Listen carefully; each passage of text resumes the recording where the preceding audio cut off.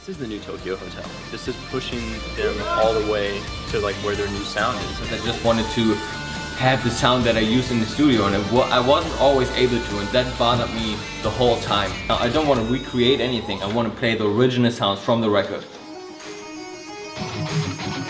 So with the last tour on Humanoid, we kind of like already started in like the process of playing live. Like I was already thinking about how can we transport all the sounds that we're using in the studio, how can we transport that to, you know, the shows that we're playing. I just wanted to have the sound that I use in the studio, and I wasn't always able to, and that bothered me the whole time. Long before we even released this record, I was a little concerned how we're gonna transport the whole thing, you know, live. So when I first met Tom, he had a really clear idea of what he wanted this show to be, because he was so involved with producing this record. So they wanted, both he and Bill, they really wanted each song on the vocal side to have different effects and to be how it is on the record. And that means there's songs with distortion, there's songs that have long delays, there's songs that have crazy spatial reverbs. They wanted all of that to come to life in a live setting. So that's why we agreed on using Mainstage, and I think what we're doing with it is pushing it farther than most are. Before we even released the record, I was meeting up with Aaron, and I talked with him, and I was like, we want to really use the stuff we were using in the studio and on the record. I want to transport that one-to-one on stage. Like I want to play that live, and I think Mainstage is one of the best, you know, options that are out there. And that was the next thing we did.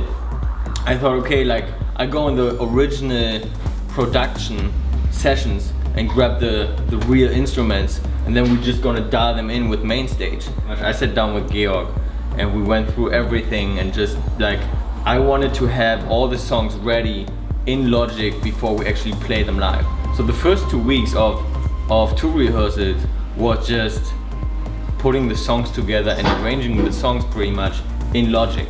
We put weeks and weeks and weeks into developing this show, and we literally would open up the Logic session that Tom had, and we would just go through it and say, okay, cool, let's pull that channel strip and put it into our Mainstage setup. Okay, well, what happens in the chorus? Like, oh, those buses turn on, that automation's all happening.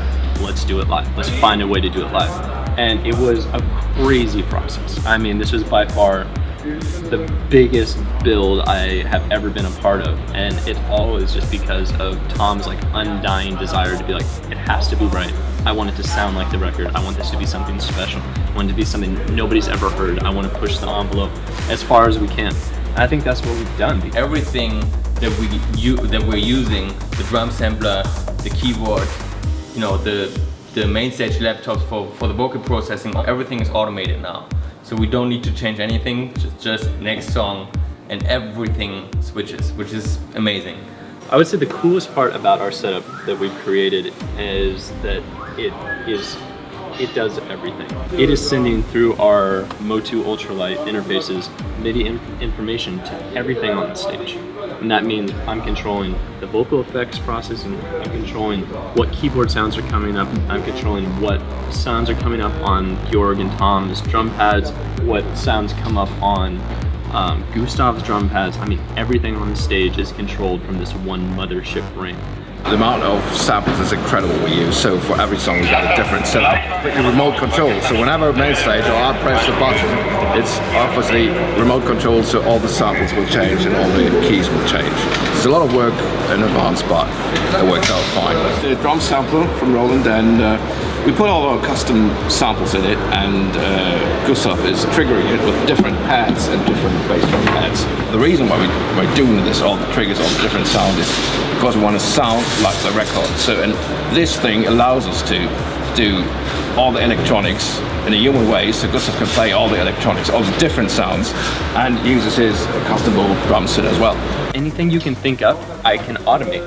And I think that it's pushing the limits of programming so far for a show, because when it hits the chorus, I can drop the vocal 2 dB, turn on a wide delay, turn, you know, I mean, distortion on. I can do so many different things, and it's all automated off of the computer. The main computer sends a MIDI controller change, and it does everything. It's super cool. So for the band, they don't have to do anything except for just get up there and play and rock out and have a great time. Some really cool things that we're able to pull off with Mainstage now is all the auto-tune effects that happen on the record. It'll be 3 words, every 4th word has a hard auto-tune on it.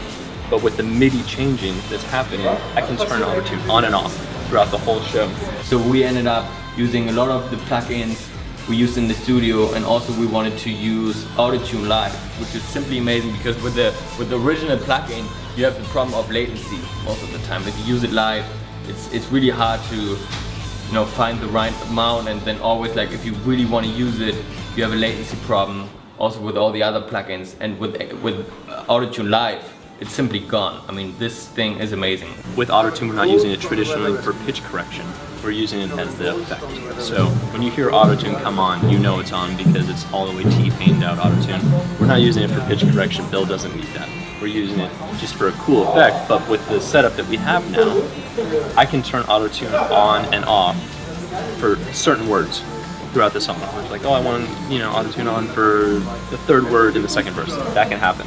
Just imagine a song like Stormy Weather. I mean, that song is just written and made of auto-tune vocals. So there's no way you can play that song and make it sound great and have the same feeling to it if you can't use live auto-tune.